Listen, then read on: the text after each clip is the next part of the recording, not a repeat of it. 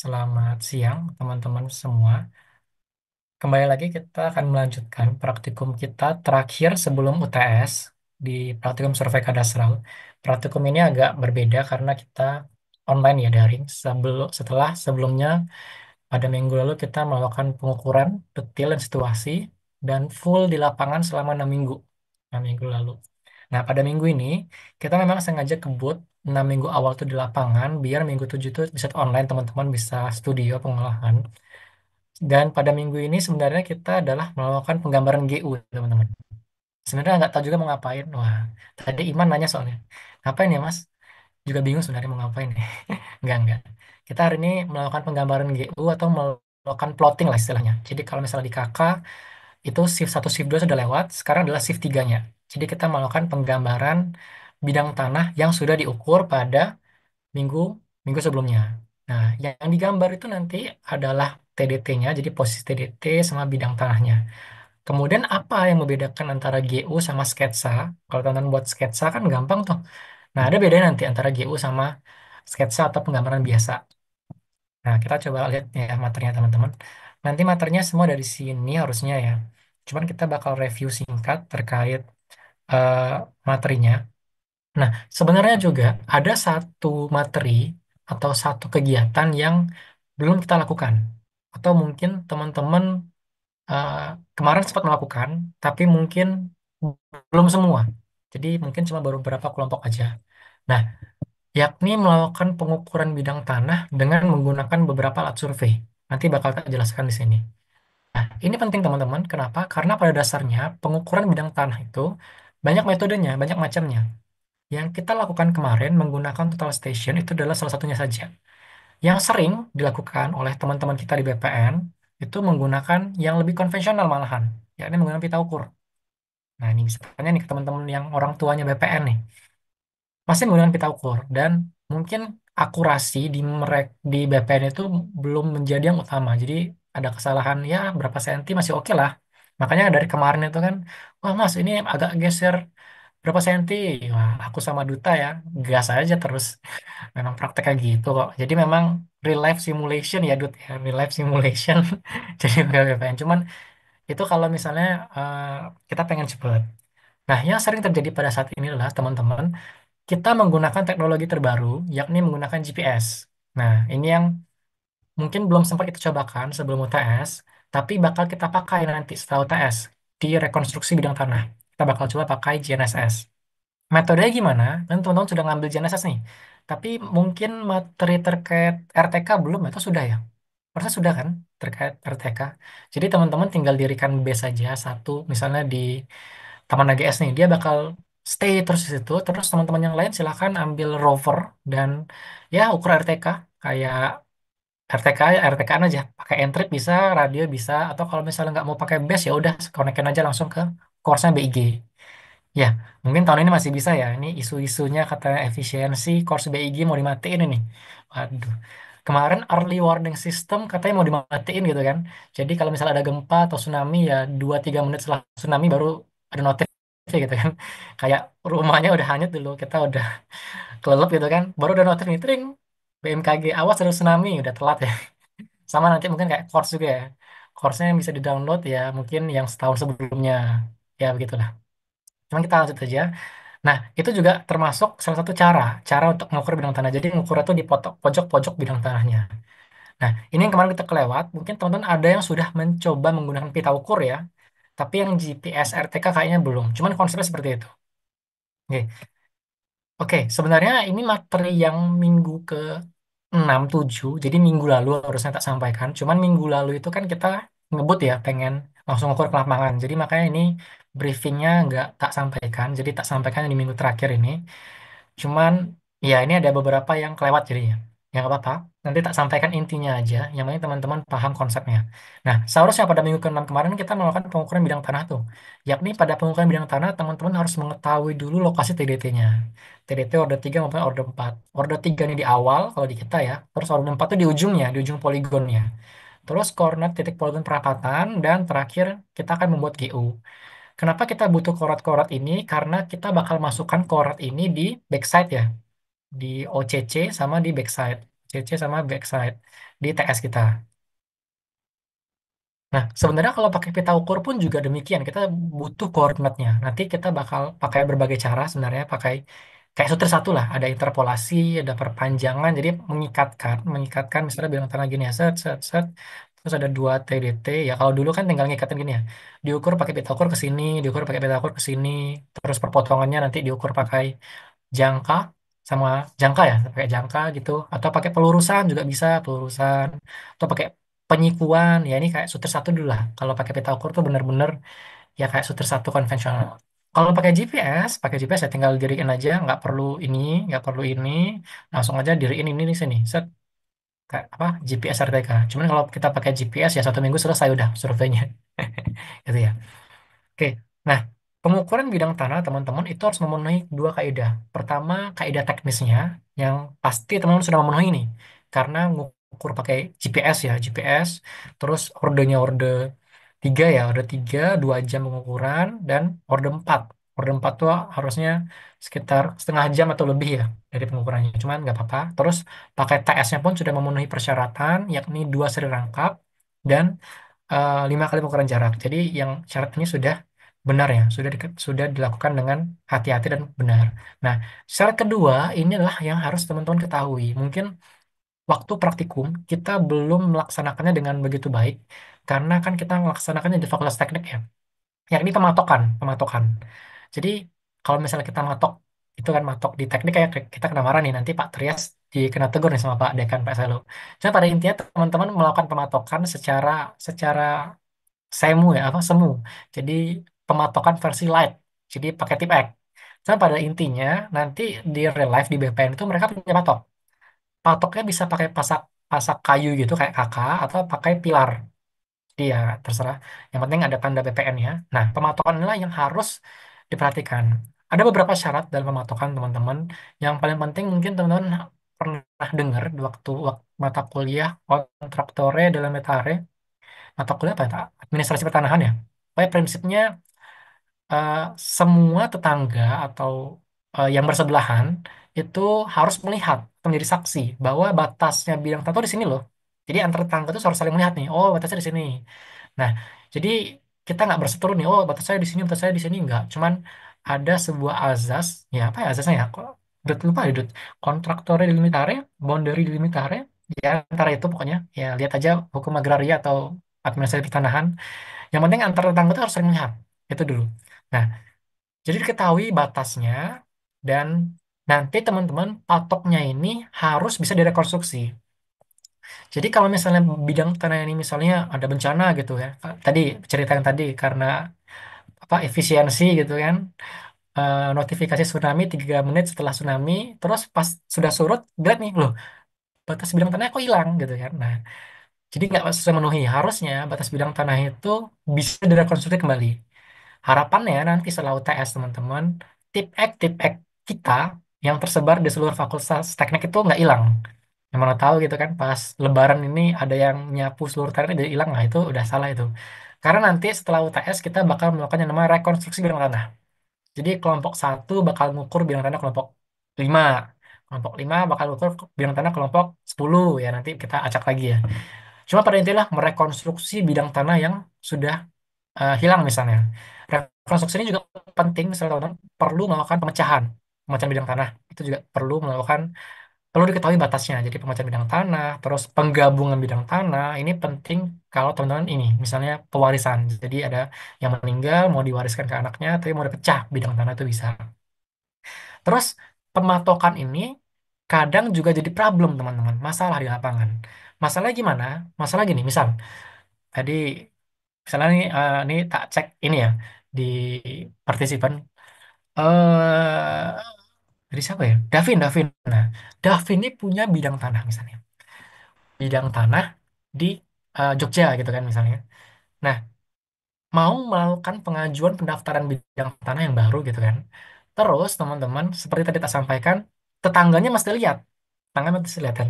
Kebetulan tetangganya nih si Fatma. Nah, Fatma harus melihat batas antara rumah bidangnya dengan rumah bidang Davin itu di sini loh, gitu loh. Masalahnya ini karena Lebaran gitu kan, Lebaran, Fatma tuh balik kampung, pulang. Nah, si Davin gimana mau ngajuin, nggak daftarin datanya? Gak bisa kan, karena orangnya nggak memenuhi syarat, gak ada yang melihat. Nah, memang beberapa hal ini memperlambat teman-teman. Makanya nih, administrasi kita nih begitu-begitu jadi lambat ya. Makanya banyak orang milih calo sama joki karena administrasinya sulit. Padahal kan penelitian dilakukan oleh departemen, terutama Pak Trias ya, Prof. Trias. Prof. Trias itu kan profesor di bidang kadaster ya. Itu pernah mengajukan sebuah usulan, mungkin teman-teman pernah dengar ceritanya ya, dengar cerita dari Prof. Trias, yakni eh, same time different place, jadi konsep empat dimensi, same time different place, same place different time, gitu-gitulah. Yang pada intinya ya orang tetangga kita tuh nggak perlu datang atau melihat batasnya di situ, nggak perlu ngeliat langsung, nggak perlu datang langsung ke lapangan, tapi menggunakan teknologi yang namanya VR sama AR, VR sama AR. Nah, jadi ya ya nggak masalah sih Fatma balik kampung gitu kan, tinggal fit call aja, telepon gitu kan, terus nunjukin nih pakai AR, jadi di HP-nya itu nanti kelihatan batasnya nanti muncul gitu ke atas. Batasnya di sini loh.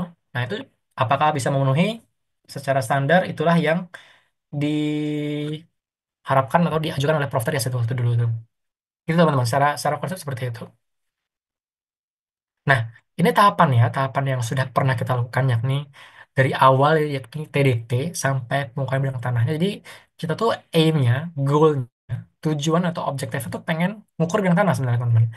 Kita anggap sebagai detail aja. Jadi awalnya itu kita butuh yang namanya titik kontrol ya, kayak kakak lah atau pakai survei survei standar, kita butuh titik kontrol. Nah, titik kontrol kalau di survei kadastral itu namanya TDT, titik dasar teknik ya. Ya, rangkanya sama lah. Ukur TDT, titik peroleh perapatan, kita peroleh ini yang kita gunakan untuk ukur ke sini. Nah, di sini tadi teman-teman, kita perlu masang tanda batasnya. Bisa pakai patok kayu, pasak gitu ya, atau pilar, atau ya di kita ya yang kita lakukan adalah vandalisme, yakni mencoret-coret konblok teknik ya dengan asumsi oh ini masang tanda batas bidang tanah. Terus sudah masang tanda batas bidang tanah, kita perlu tadi menunjukkan nih ke tetangga-tetangga batasnya di sini memenuhi syarat kontraktornya di limit hari tadi. Terus ketiga penetapan oleh eh, Kanwil atau BPN terkait dan melakukan pelaksanaan pengukuran bidang tanah oleh tim surveyor. Jadi tahapannya seperti ini. Oke, ini sepertinya kita skip aja ya. Jadi ya ini nanti teman-teman bisa baca, tak kirim bisa persiapan gitu gimana, pemasangannya apa, tanda-tandanya oleh pemilik tanah atau kuasanya, terus penunjukan, terus terakhir penetapan. Oke, ini tadi tak sampaikan bahwa dalam pengukuran bidang tanah sebenarnya itu nggak cuma satu metode yang kita lakukan kemarin. Kita bisa menggunakan beragam metode ataupun malahan kombinasi. Nah, kita pakai metode terrestrial ya kemarin ya, yang menggunakan TS sama pita ukur.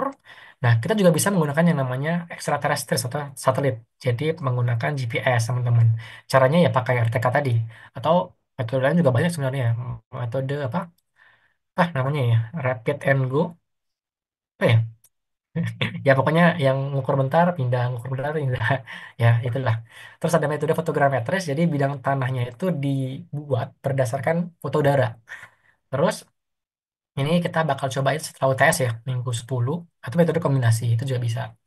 Nah, masing-masing metode ini, teman-teman memiliki kelebihan masing-masing, kelemahan masing-masing. Contoh, kalau pakai TS, mungkin waktunya lebih lama, lebih ribet. Ngukur TDT dulu, baru ngukur RTM, gitu, RTM, baru ngukur bidang tanahnya. Jadi lebih ribet, jadi nggak praktikal lah, gitu lah. Nah, tapi dia akurat, teliti dibandingkan pita ukur. Nah, pita ukur oke lah dia mungkin dia lebih murah dan ngukur itu nggak seribet TS, tapi kan dia itu nggak akurat.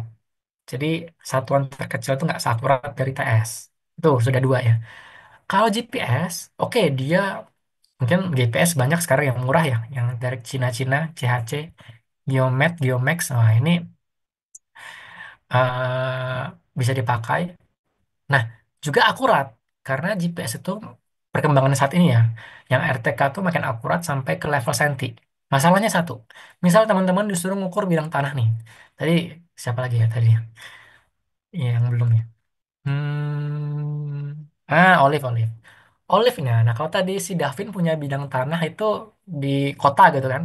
Si Olive ini karena pengen hidup slow living dan jauh dari keramaian kota, punya bidang tanah di desa.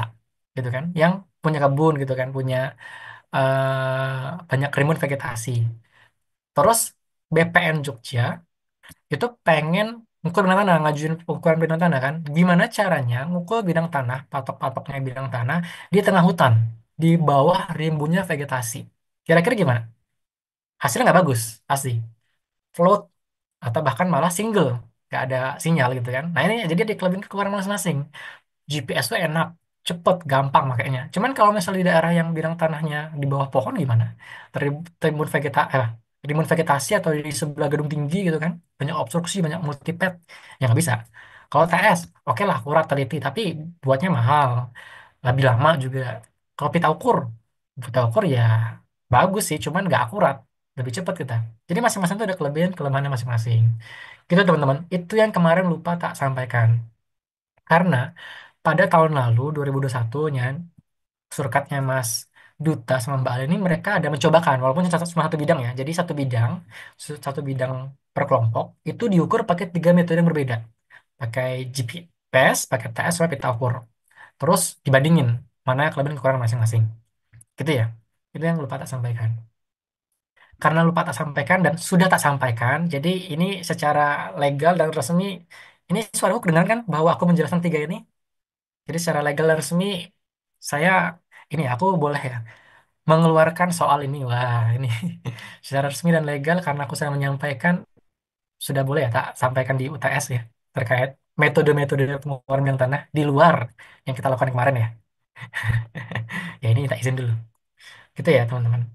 Lanjut. Oke, ini tinggal baca aja nanti ya. Oke, ini metode-metodenya udah pernah kita lakukan ya. Kalau pita ukur bisa pakai metode ini pelurusan atau metode nyikat gini.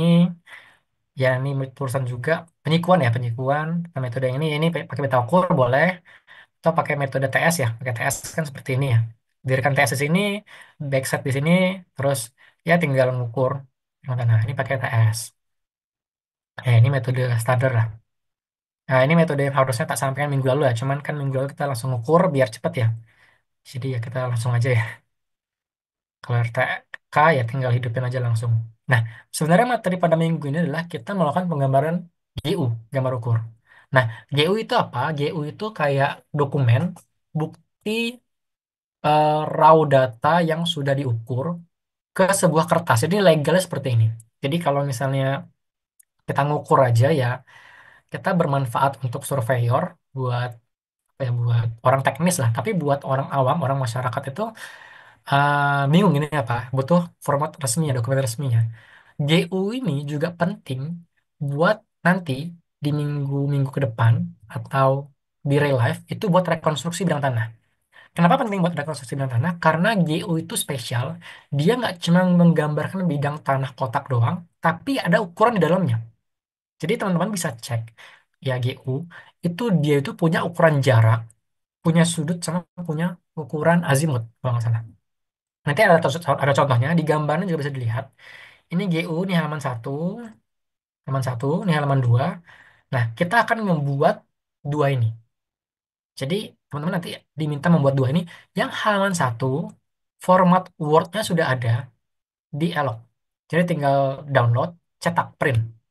Nah, print, tapi diisinya manual teman-teman, ditulis pakai tangan. Jadi ya persis kayak gini nih, persis kayak gambar ini. Nanti mungkin Mas Duta atau Bale memberikan contohnya mana aja yang bagian perlu diisi ya, yang foto udara ini nggak perlu diisi nih, ini nggak usah diisi. Terus tahun lalu tuh gimana cara ngisi pemohon, pemohon ini mungkin diri sendiri ya. Maksudnya kan teman-teman kan pas awal tuh tak bilang kan per orang ukur satu bidang tanah kan. Jadi misal anggota itu ada lima maka ada lima bidang tanah. Misal ada enam maka ada enam bidang tanah. Maka per orang tuh ngecuk nih ada lima bidang tanah mana bidang tanah milik si A, si B, si C, si D, si E. Nah masukkan di sini nih nama pemohonnya. Ini siapa pengukurnya? Ukur gitu. Terus ini batas-batas bidang tanah yang bersebelahan di tetangga-tetangganya. Terus ini yang perlu digambar manual itu yang ini nih. Nah ini nih. Jadi ini silakan ada gambar U, di sini ada agenda, sama ini bidang tanahnya. Bidang tanahnya ini nanti ada posisi TDT-nya, ada bidang tanahnya yang mencakup ukuran jarak, ukuran sudut sama azimut, sama em, detil. detail situasi.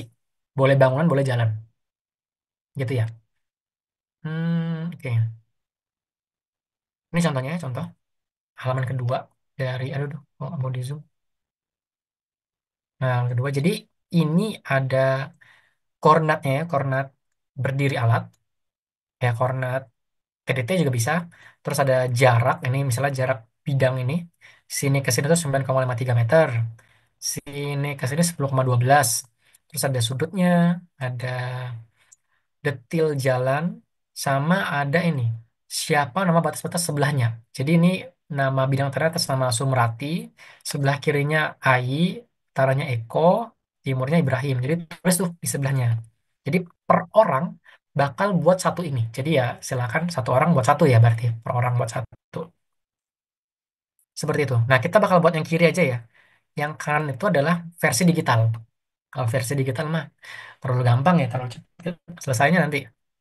Atau pakai cara reverse engineering. Nah, ini cara Pak Ter saya sering ngomong reverse engineering, jadi dibuat dulu digitalnya nanti dipindah ke manual. Nah, ya, yang penting tujuan akhirnya diminta tuh seperti ini yang kiri. Maksudnya bilang yang kiri. Jadi bukan yang kanan ya. Nah, yang kiri. Oke, lanjut. Oh, udah habis ya. Lanjut mungkin sedikit. Nanti bakal ditunjukin. Oh, tak tunjukin aja nih eloknya. File Word-nya yang mana ya? Kalau nggak salah yang ini.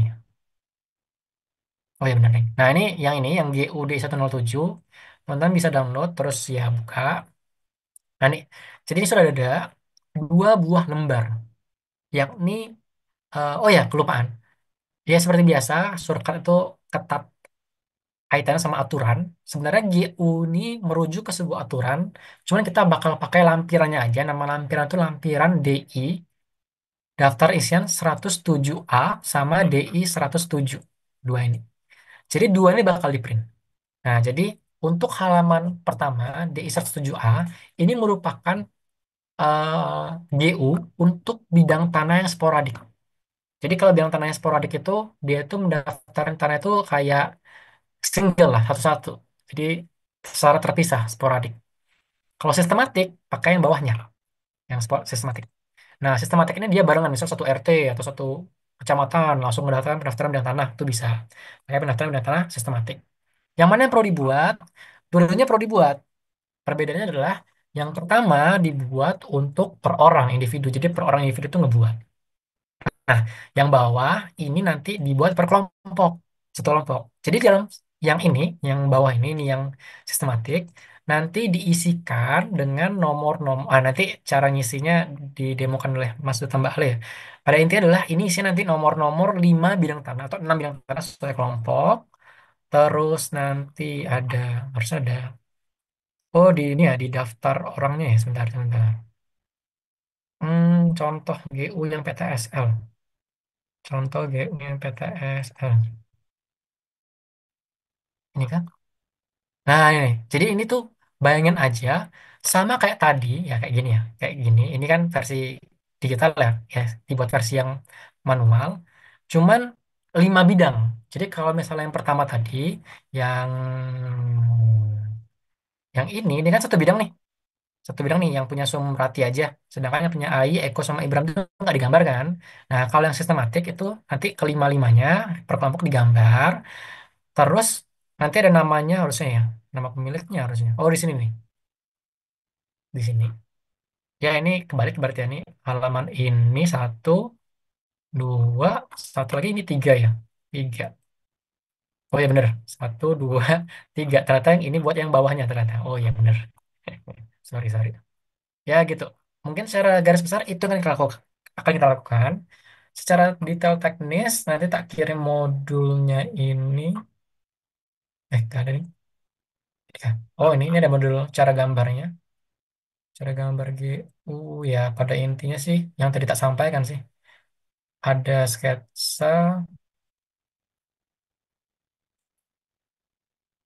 Ya gitu dulu mungkin.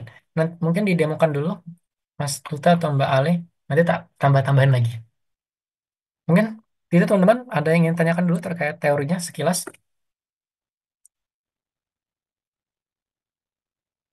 Belum ada? Oke, belum ada mungkin ya monggo Mas Duta, Kak Ali. Cek, suaraku masuk gak ya, Mas? Masuk masuk. Kayak aku izin share screen ya, Mas. Apakah udah terlihat modulnya?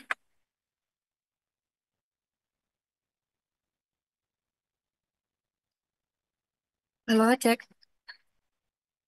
Sudah, Mbak. Oke, nah di sini mungkin aku mau nambahin sedikit aja dari yang udah dijelasin sama Mas Calvin. Itu yang pertama, GU ini tuh ada dua peraturan dalam pembuatan GU.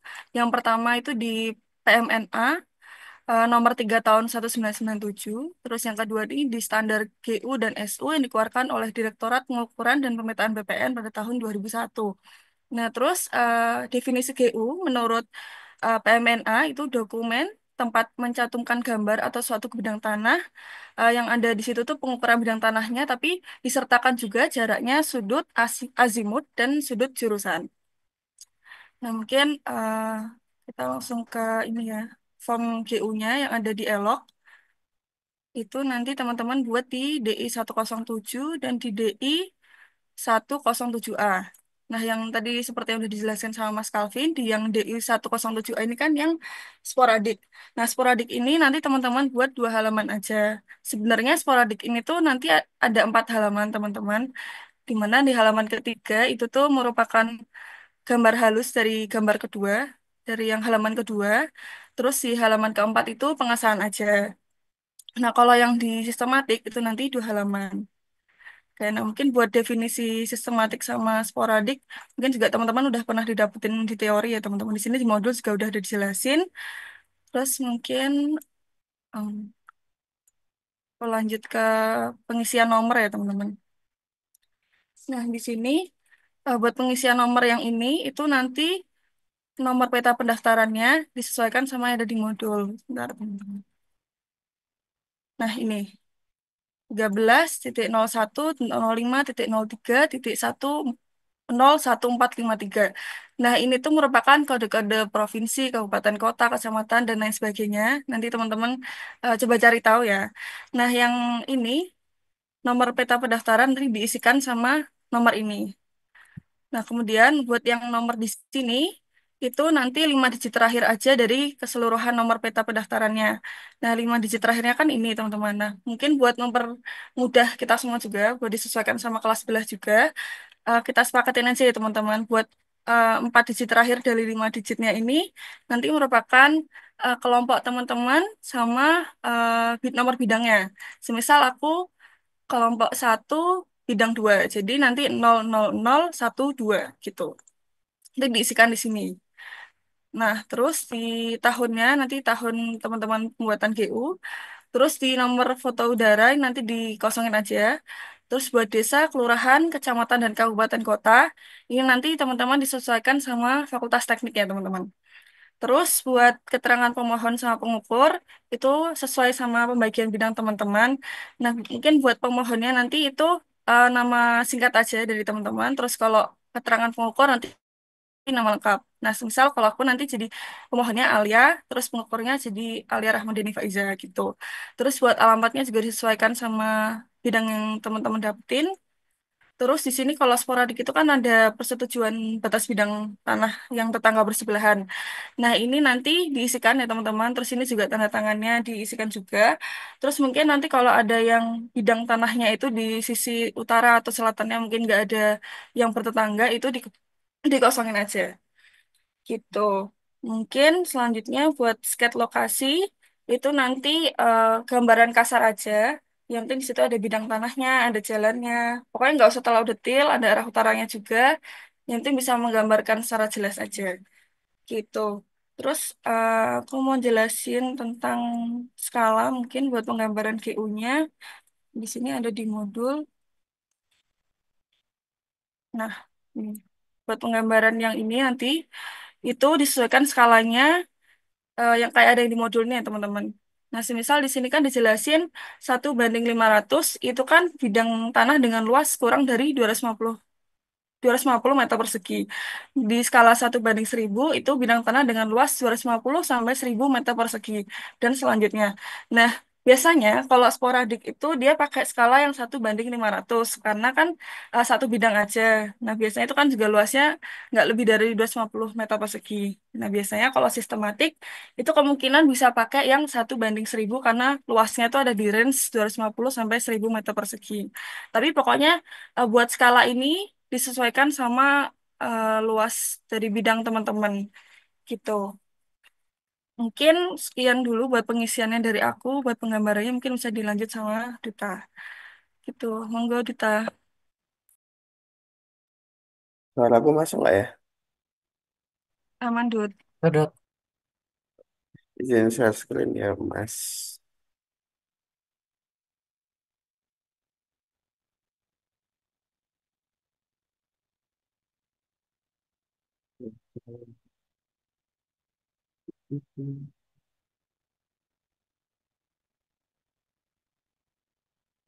Nah, terus ini ada contoh dari penggambaran GU-nya. Ini contoh yang sistematik dulu. Jadi ini ya tadi seperti yang diomongin sama Mbak Alia, ada nomor-nomor bidangnya, terus ini dikosongin aja karena peta pendaftarannya kan jadi satu. Kemudian ini seperti biasa, ini juga ya standar lah, terus ada sketsa lokasi. Nah, sketsa lokasinya tuh gambaran umum lah dari eh, bidang tanah yang mau digambarkan. Terus ini ada U-nya.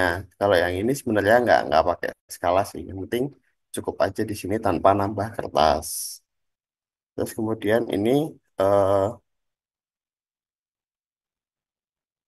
untuk gambar ukurnya yang sistematik ini ada titik PDT order 3-nya. Di sini ada titik PM sama bidang tanah. Sebenarnya titik PDT order 3 sama titik PM itu ada simbologinya masing-masing seperti ini. Jadi untuk order 0 dan 1 kita nggak pakai, order 2 kita nggak pakai. Nah, order 3 kita pakai ini segitiga eh, isinya putih, maksudnya nggak di blok hitam dengan panjang isinya 3 mili. Terus order 4 lokal kita pakai lokal bulat. Terus tapi isiannya nggak ada sama perapatannya bentuknya kotak. Nah, nanti mungkin bisa dipraktekkan sama teman-teman. Jadi untuk GU isian yang sistematik itu seperti ini. Jadi ada nomor, mungkin tadi di Mas Kavin jelasin ada namanya juga, nama pemiliknya bisa, sama luasannya. Sebenarnya kalau luasannya itu eh, dalam satuan meter persegi pun nggak apa, nggak usah pakai koma tuh nggak terlalu gimana-gimana. Cuman tetap dilihat ke pembulatannya juga. Tuh. Jadi kalau misalnya 480,7 ini jadi 481 mungkin gitu. Karena kalau di BPN seperti itu. Di sini juga ada bangunannya. Terus kemudian ini gambar ukur yang sporadik. Eh, jadi pemohon bisa, jadi sebenarnya bisa aja pemohon sama pengukurnya beda bisa. Jadi misalnya pemohonnya si A, terus pengukurnya si B gitu nanti gantian tiap eh, di dalam anggota kelompoknya. Nah, untuk batasnya ini sebenarnya ada nama tetangga berkepentingan. Sebenarnya ada utara, selatan, barat, sama timur. Cuman tergantung sama posisi dari si bidang tanah kalian. Nah, kalau bidang tanah ini kan berarti kan dia cuma ada di selatan sama di timur batasnya. Karena SGLC ini jadi satu bidang gitu. Jadi tanda tangan persetujuan batasnya sama tetangga itu cuma ada dua tuh. Nah, terus untuk penggambaran, sebenarnya kan kemarin kan kita dapat koordinatnya itu kan koordinat titik-titik batas bidang tanah kan. Nah, sebenarnya untuk penggambaran itu menggunakan azimut dan jarak. Nah, untuk mengakalinya, kita kan punya koordinat titik perapatan yang digunakan untuk menembak tiap koordinat. Nah, jadi caranya adalah mencari azimut dari PM1 ke titik-titik ini, ke titik-titik bidang kalian, dengan rumus yang itu arkes tangen eh, Y2 min Y1 per X2 min X1 itu.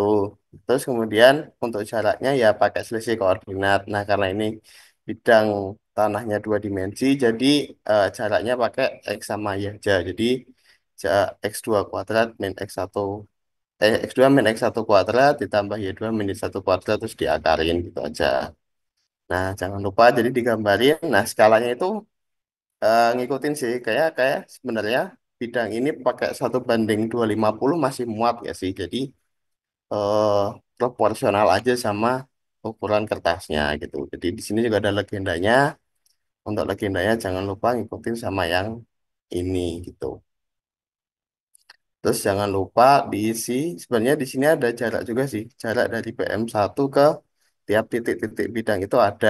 Terus ada dimensi bidang itu juga ada gitu. Jadi kalau misalnya nih, kayak di gambar ini kan dia ngukurnya dari sini sama dari sini. Nah, berarti dia PM1 sama PM2-nya sama-sama digambar dan ada jarak-jaraknya gitu.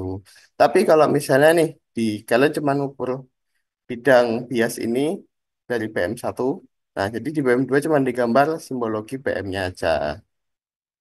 Mungkin itu jangan lupa simbol utaranya.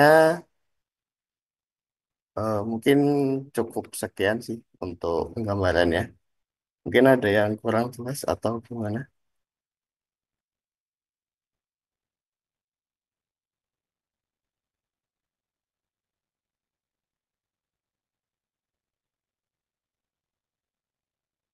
Gimana teman-teman, mungkin ada yang ingin ditanyakan? Coba tampilin lagi deh tadi yang GU yang terakhir deh. GU yang Nah, ini tadi Mbak Ali, thank you Mbak Ali sama Mas Duta udah menjabarkan dengan sangat lengkap. Jadi, kita teman-teman ya cara gambarnya ya. Kita teman bakal buat seperti ini. Nah, tadi kemarin-kemarin mungkin ada yang download data TS-nya tuh langsung RAW-nya, ada yang langsung exe-nya.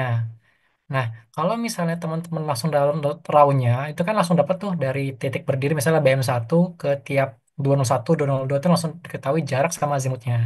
Cuman, kalau misalnya teman pakai downloadnya itu yang XY, jadi hasil olahan TS, biasanya pada download yang itu ya teman-teman harus ngitung dulu. Misalnya buat Excel baru aja, jadi azimut BM1 ke 201, pakai rumus Alkestangan itu tadi. Terus jaraknya dari BM1 ke 201 berapa? Pakai rumus yang akar. Terus jaraknya gimana? Misalnya udah ketemu nih jarak nih dari BM1 ke 21 sekian meter, ya tinggal dikalikan skala kan. Skalanya 1/500, jadi berapa senti di kertas. Terus arahnya dari hasil azimut tuh berapa derajat, bisa pakai busur gitu kan. Ya gitu-gitu aja sih sebenarnya. Mungkin cukup mudah, tapi ya butuh waktu aja sih. Sebenarnya gampang. Mungkin gitu teman-teman ada yang ingin tanyakan? Mungkin.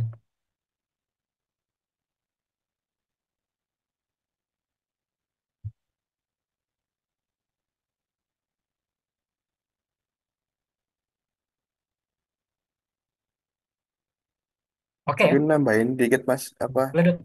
ini kalau yang di sini kan dia nggak ada apa ya, maksudnya nggak ada detailnya. Kalau ada detailnya jadinya kayak gini sih. Oh iya itu, yang ditambah detailnya. Wah, ini punya punya Duta sama Roy nih. Oke, ini nih, kayak punya Duta nih ada jarak dari BM ke titiknya. Terus jarak siap sisinya, oh Sudut ini Mas. sudut ini ha, sama luasnya. Oke, nah ini teman-teman ya, kalau yang record ya silakan cek lagi aja rekamannya. Pokoknya nanti bentuknya seperti ini, silakan disesuaikan dengan bidang tanah masing-masing teman-teman. Gitu. Kayaknya gitu ya, mungkin ya. Gimana, Dut? Ada tambahan lagi, Dut? Atau Ali? Aman Mas. Aman ya? Oke, terakhir, nah, pengumpulan. Wah, ini nih. Pengumpulan. Pengumpulannya gimana ya? Ada yang mau ini ya berpendapat nggak? Pengumpulan minggu depan. Wah, semangat kali minggu depan. Kita kita ini ya, kita ini tak keluarkan di chat. Kan kita minggu depan kan Lebaran nih. Tanggal 31 ya, Lebaran. Kan nggak mungkin kan pas Lebaran tuh, ayo nih, ayo nak, salam-salaman sama tante sama om gitu kan. Bentar mah, bentar bu, lagi gambar ukur. Wah, luar biasa. Ini berdosa nih duta nih kita di ya kita mundurin aja ya. Kita mundurin. Nah, kalau misalnya kita mundurkan cukup lama, yakni hari Minggu setelah UTS selesai. Jadi mulai UTS itu kan tanggal 8, selesai UTS tanggal 17 ya.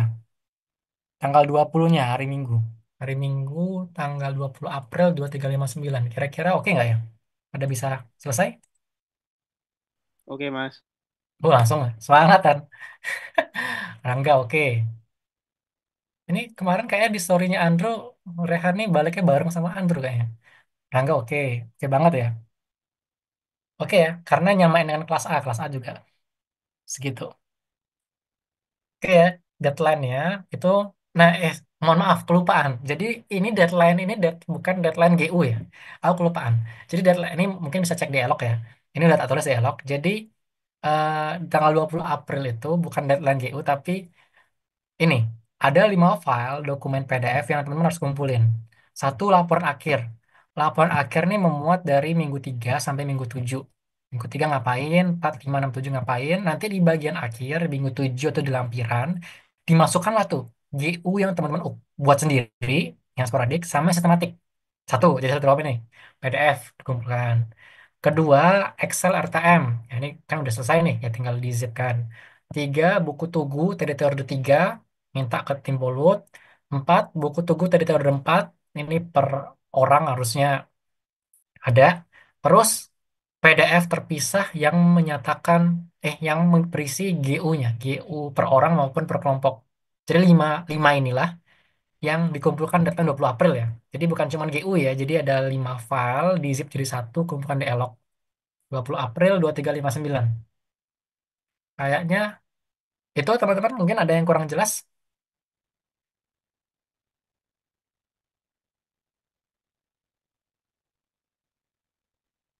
Oke ya.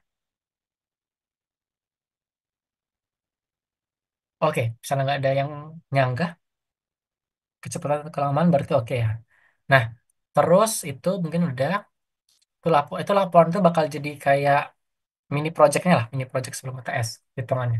Jadi laporan akhir, laporan mini project, terus PDF GU, PDF bidang PDF GU, PDF TDT buku tugu, order 3 dan order 4 dan terakhir Excelnya RTM. Udah itu 5 itu. Di zip jadi satu, masukin ke Elok.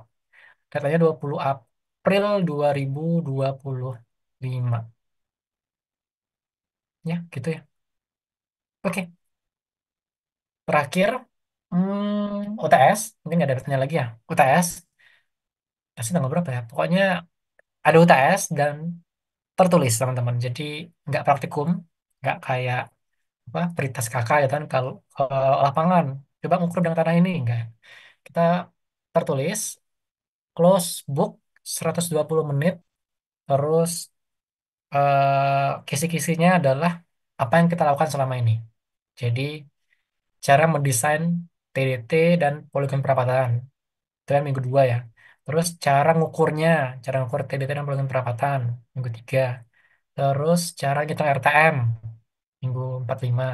Terus cara ukur bidang tanah minggu 6 dan cara gambar GU minggu 7. Udah, pokoknya gimana caranya gitu. Gampang ya. Jadi ya close book 120 menit nulis dan ya menjabarkan apa yang teman sudah lakukan selama ini di 7 minggu kita praktikum survei kadastral. Mungkin itu teman-teman ada yang ingin ditanyakan dulu.